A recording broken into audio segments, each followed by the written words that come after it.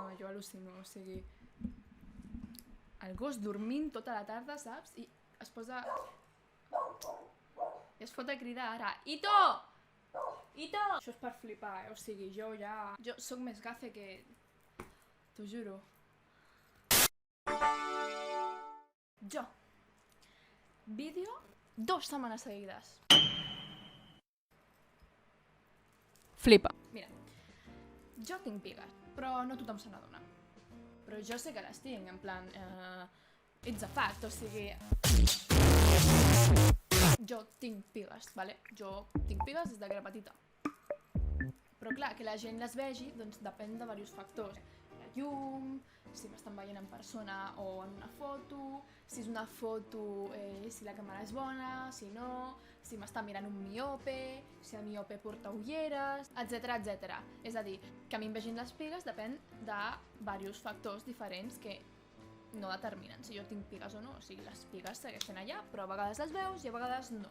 I a vegades em coneixes, no les veus i te n'adones després de 32 mesos d'haver-me conegut. No sé si m'explico. Que algú vegi o no vegi el fet de que tinc pigues canvia el fet de que estan allà? Pista! No. Si tinc al meu costat un pèl roig natural que té el triple de pigues que jo, semblarà que jo tinc una pell completament blanca. Però no és així. Seria absurd comparar-me a mi amb una persona d'ascendència probablement irlandesa perquè les nostres ètnies i tipologia de pell són completament diferents, oi? A més de que hi ha molta gent que no té pigues, o sigui, si no tens pigues tampoc passa res. Òbviament estic fent servir les pigues de metàfora, clar que tot el que acabo de dir és veritat, però a mi em sembla que és una metàfora que pot ser molt útil en algunes ocasions. Per exemple, jo tinc molta inseguretat amb el tema d'habilitats, saps? Sentir-se útil.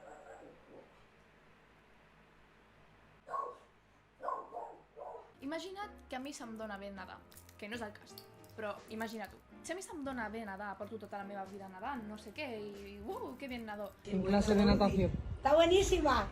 Barça. Però em fots al costat de la Mireia Belmonte, que és una nedadora professional, que ha guanyat medalles i tot, em sembla, i li fa la puta publicitat a Hyundai. Doncs, òbviament, jo al seu costat, qui sóc? O sigui, jo sóc una merdeta així de petita. Això vol dir que jo no sé nedar? Que jo entro a l'aigua i m'ofego? No, jo no m'he de sentir inútil si jo tinc al costat un esportista professional, perquè, cony, és un esportista professional. No sé si m'estoy explicando. Fer comparacions a la majoria de les situacions és absurd. I no serveix d'absolutament res, només serveix per fer-te sentir malament. I fer sentir malament als altres en cas que estiguis comparant a Maria Antònia amb Josep Maria i no tenen res a veure l'un a l'altre. Jo sé que tinc pigues i jo sé que les meves pigues estan allà i que la gent les vegi o no les vegi m'és igual perquè jo sé que les tinc, o sigui, segueixen allà igualment. Tot és entrenable en aquesta vida, o sigui, si una persona té el triple de pigues que tu, te les pots pintar i si no en tens, no passa res. Hi ha molta gent que no té pigues i hi ha molta gent que no té habilitats especials. No passa res. Si vols aprendre alguna cosa, la pots acabar aprenent sempre, no? Doncs això és aplicable a moltes coses. És aplicable a l'aspecte físic, és aplicable a les relacions interpersonals. Per exemple, si una persona té molts amics i és supersocial, però tu tens 3 amics, no t'has de comparar amb aquella persona perquè probablement els teus entorns són molt diferents amb els d'aquella persona, la teva personalitat és molt diferent, potser tu ets més introvertit o potser has tingut menys oportunitats de conèixer gent que aquella persona. No és comparable i això és aplicable a molts aspectes de la vida. Així que la pròxima vegada que et comparis amb algú o la pròxima vegada que algú et compari amb altres persones, pensa en això.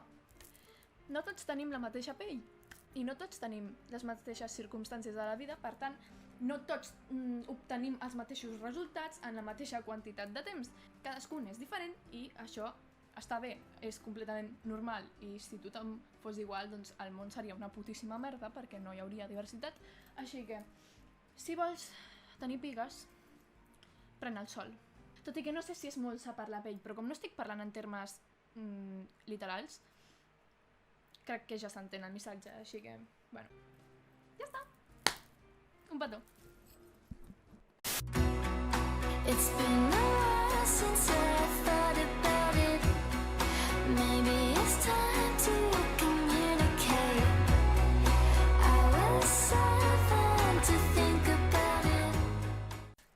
no m'he de sentir inútil. Tinc al costat un esportista professional perquè, cony, és un